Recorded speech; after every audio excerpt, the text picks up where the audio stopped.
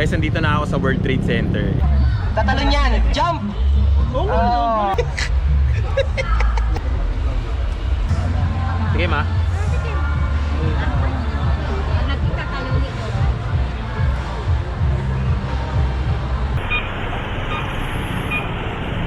Magandang araw sa inyong lahat, guys. Amang again.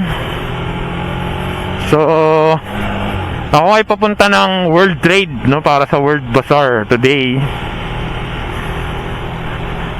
And sana panoorin nyo to.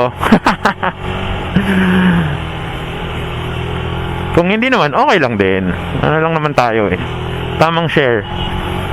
So, hindi ko alam kung ano makikita ka doon, no? First time kong pupunta doon. So, ano yan, no? May garage sale, December 9 to 19. Teka lang. So, ayun guys. Sana may makita akong ano doon, apron. Kasi, meron akong, well, somewhat opportunity. I-share ko na din. No, may nag-chat sa akin na nanghihingi ng video for an ad, no? So hindi natin babanggitin. And yung requirement is ano, para ka nagluluto or basta napagkamalan nga akong chef. So inamin ko naman na hindi ako chef.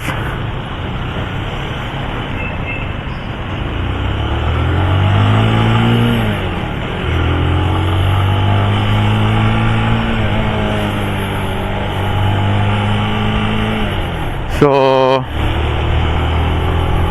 ang ano doon is gagawa ko ng video, tapos meron siya nung product nila, and mukhang kaya ko naman, so gagawa ako. Ang problema, yun nga, ni-required ng apron.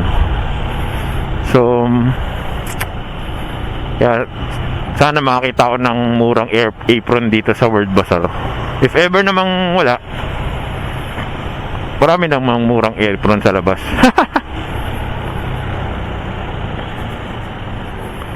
Gusto ko lang na isang lakad yung ano, isang lakad lang yung punta ko.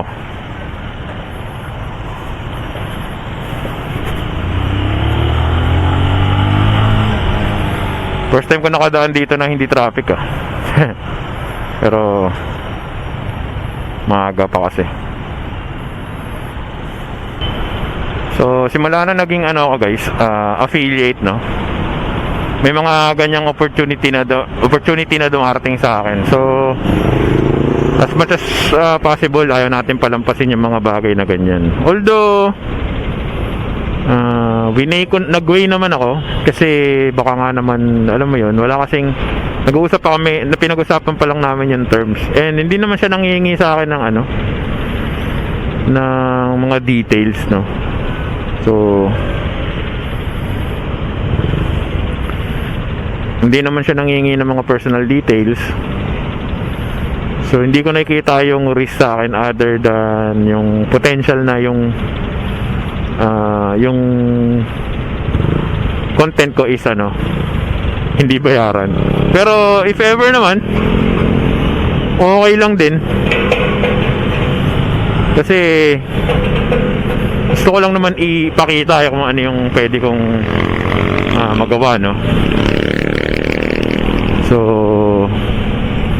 if ever, okay lang din. Eh kung pala rin at totoo talaga yun, no, di ba, nakapag-break tayo ng barrier. Can you imagine? So yun guys, kita-kita na lang tayo dun sa World Bazaar. Blanco yung utak ko, ang sakit kasi ng ulo ko eh. Uy pares, oh.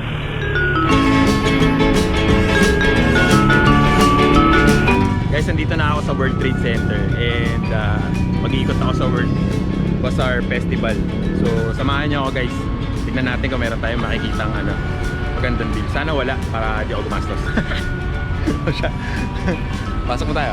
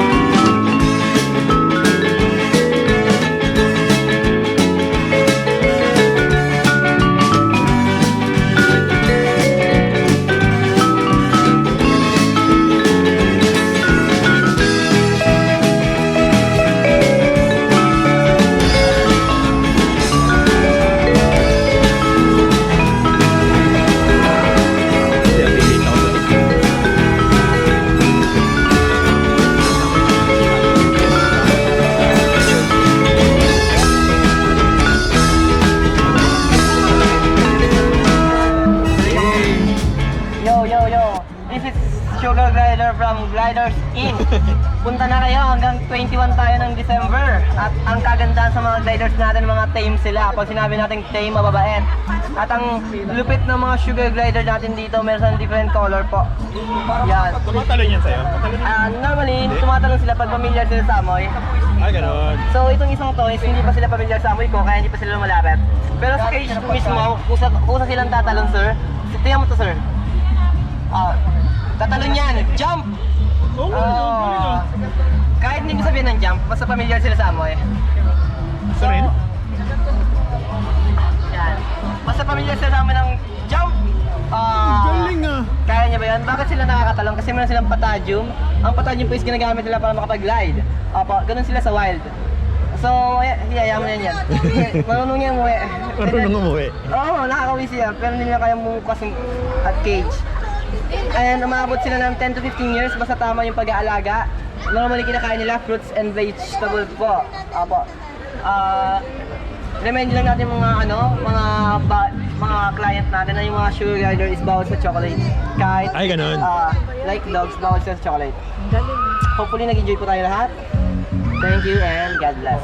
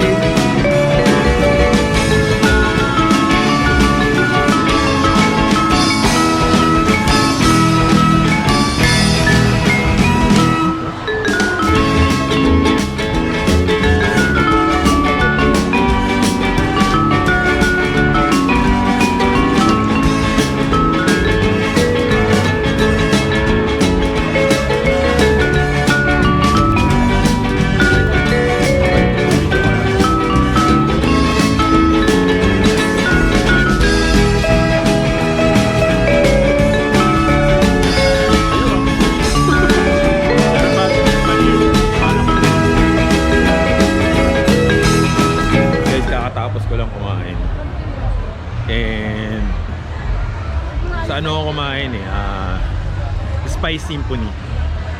And ang masasabi ko lang is life-changing yung experience ng biryani nila. Napaka walang halong biro. Medyo lang yung feeling na para ka lang nasa bahay ng isang Indian pag kumakain ka. Yun din yung shinare kong comment kanina. Nakakatuwa. Kaya ako nasasabing life-changing kasi dahil doon. Unsubtle lang, adjusted na yung flavor or yung taste para sa Filipino palate. Tapos basta masarap. Must try yun. So kung pupunta kayo dito sa sa World Bazaar Festival, yun yung masasabi kong kainan yun. Sulit yung bayad niya. Sarap.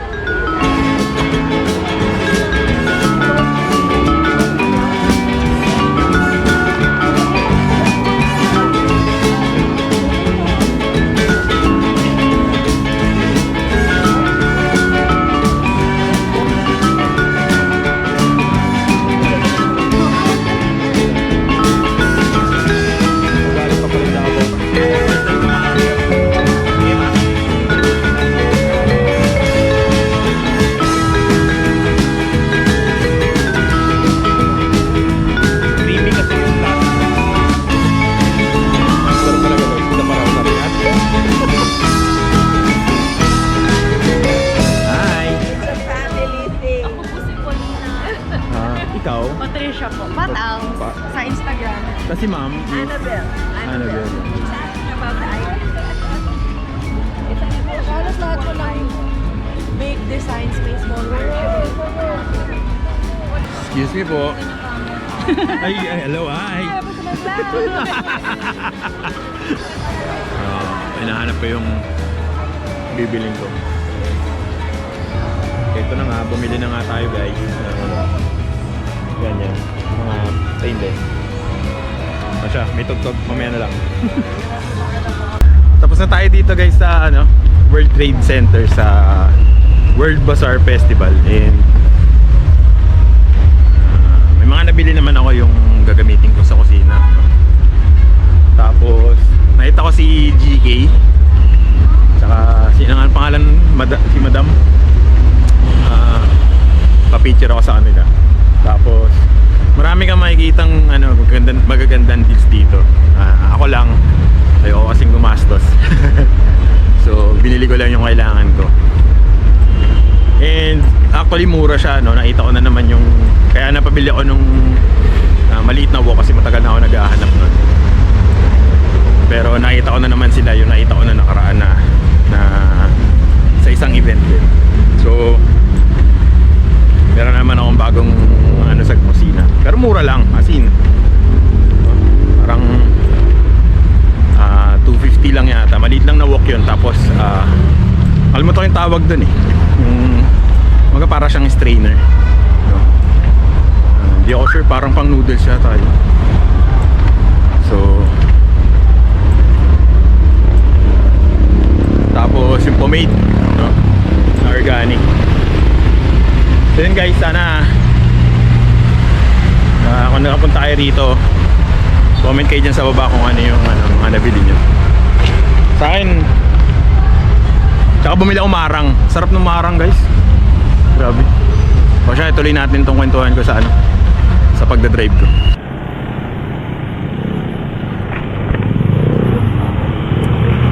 Ito na nga guys, gaya na ng binanggit ko kanina, ang ganda dun sa World Bazaar Festival. So talagang festive So kung nagpunta kayo or kung hindi pa kayo nakapunta pala, i-try nyo, kasi marami kayong makikitang magandang deals.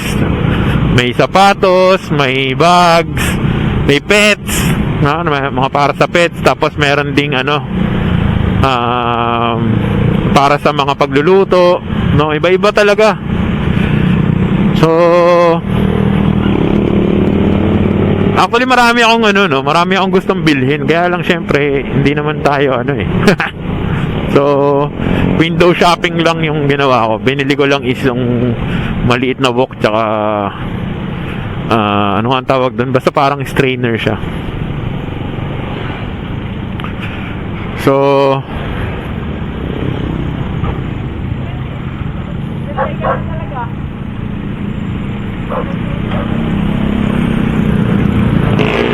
nakakatawa din kasi may mga makikita kang mga celebrity. Nakita ko kanina doon si mga influencers ganun. Si GK, tapos si Madam, tapos si Sir Jeffrey Santos. Pero hindi ako nakapagpa-picture kay Sir Jeffrey Santos no? Kasi may kausap siya, naglalakad sila, so nahiya naman akong harangin.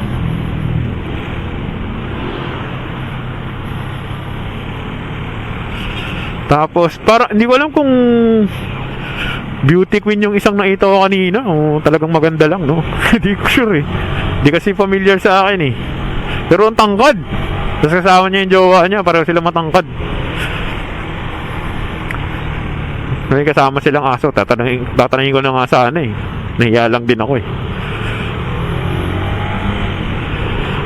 So, yung iba familiar yung yung mga booth, mga stall, kasi katulad ng binilhan ko ng wok, yun yung binilhan ko sa isang event sa Macbex. So, tapos dun sa sa antag dito, nandun pa rin yung Masplex, di ba? Tapos pag nagutom ka, hindi mo na kailangan lumabas, guys, kasi may mga kainan na doon, marami. May iba-iba. So may Chowking, may McDo din, may mga stall sila ron. Tapos may mga lutong bahay, syempre. And syempre, may iba-ibang pagkain pa, no? May steak nga doon pero ang kinain ko is biryani.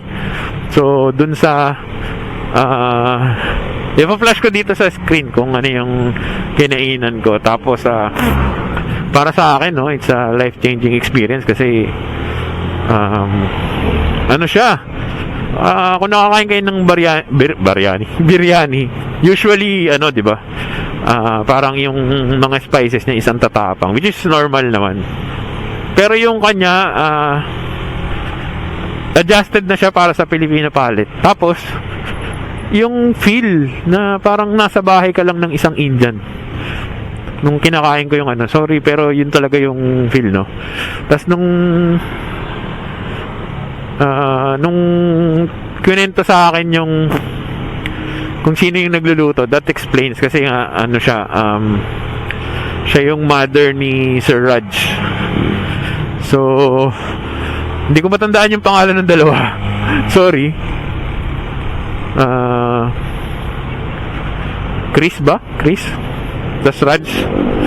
Basta si Sir Raj yung isa sa owner. So mother niya raw yung chef, which is 70 years old. So that explains na parang kaya yung feel is parang nasa bahay ka lang, no? So that's for me. Diba? Parang uso talaga yung mga ganun no? Yung mga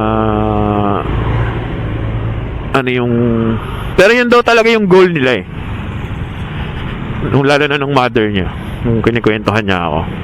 Medyo camera shy si sir, so hindi siya nagpakita sa ating video, ayaw niya.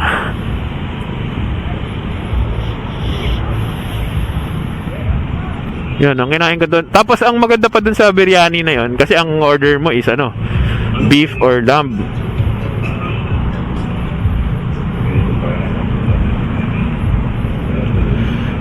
Yan. Napasin muna natin kasi may music, so baka marinig. So ayun guys, na yung ang doon yung pagkain nila, yung biryani nila is plant-based. So ang orderin mo is, ang choice mo is beef, lamb, and yung cottage cheese. Pero yung beef and lamb is plant-based. Hindi siya talaga guys, hindi talaga siya karne. So kaya pala hinahanap ko yung texture ng lamb, And yung strong flavor nung lamb kulang kasi dahil doon, no. Pero other than that, okay naman siya. So pang vegetarian yung pagkain. Yun yung ano nila sa akin kanina.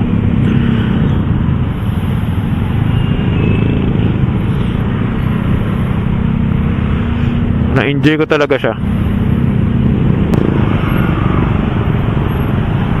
So guys, dahil nga World Bazaar siya, no, marami kang makikita pa din ng ibang hindi lang mga Pilipino na products. Meron ding mga doon, Indian na stall kasi may doon may mga carpets, yung shawl, mga product nila. No? And galing daw mismo 'yun sa India. Basta mga textile na na gamit. So si Sir Raj din yung nagsabi sa akin na talagang from India lahat yung mga yun kasi meron siyang naging client from there. So meron pa dapat akong isang ititry na na biryani, kaya lang busog na ako.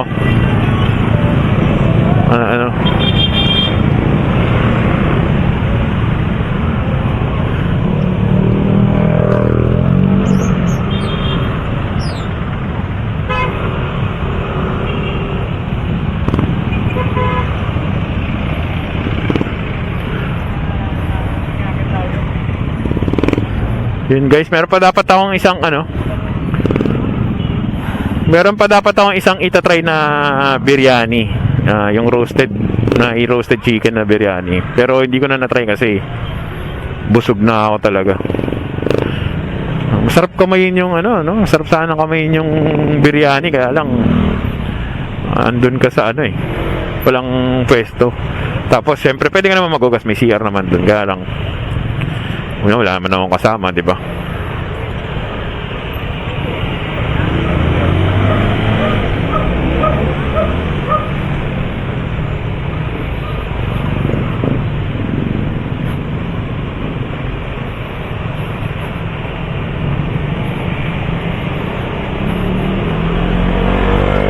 Meron pa palang mga doon guys, art, no? Hindi lang ako nakabili kasi iniisip ko paano ko siya itatago. Pero para sa akin worth it yung mga art na nandun. Ipa-flash ko din yung pinuntahan kong isang stall na nagtanong ako ng nila. Family family thing daw yun. Talagang pamilya sila ng mga artist and ang ganda ng mga artwork nila.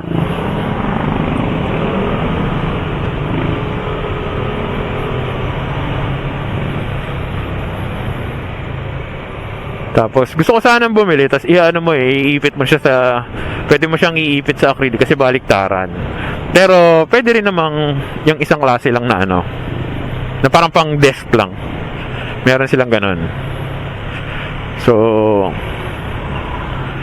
hindi pa naman ako gutom kasi late din ako kumain. Pero parang gusto ko i-try ito next time na.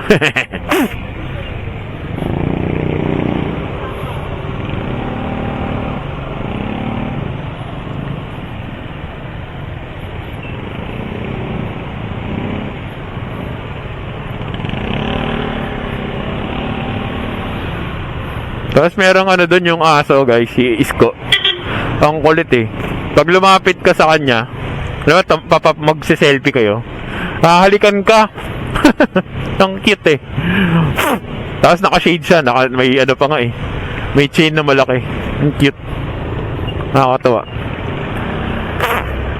Tapos meron pang dalawang aso, nasa ibang stall naman.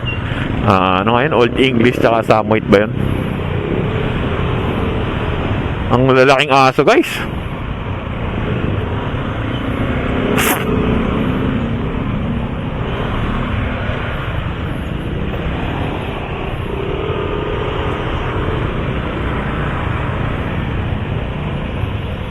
Na-enjoy ko naman siya guys. Yun nga lang, window shopping lang ako.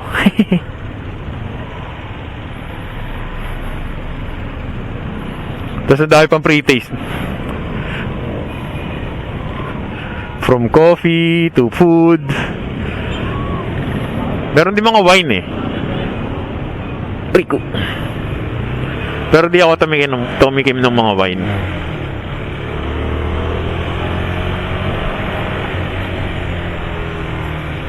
So, ayun guys.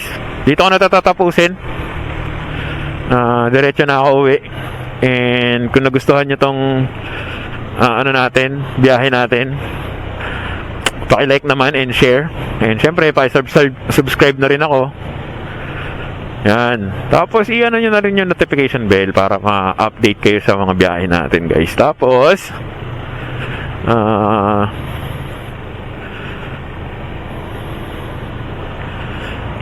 kung gusto nyong makita yung ibang account ko, no, ipa-flash ko rito lahat yung account ko. Yan, meron akong TikTok, meron akong FB, IG. Di ba? So, kaya meron akong mga ganyan, kaya nagpo-promote tayo ng ibang account kasi isa akong TikTok affiliate. And sana bumili kayo sa sa account ko. So, hindi lang sa TikTok ako affiliate, pati sa Shopee.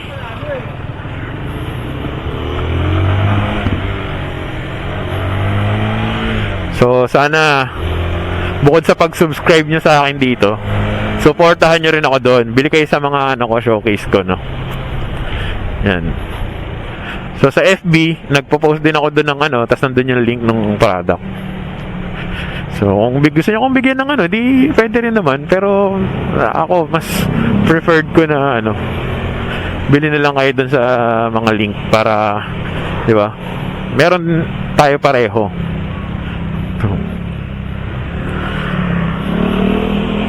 O siya. This is Amang. And bye. Peace.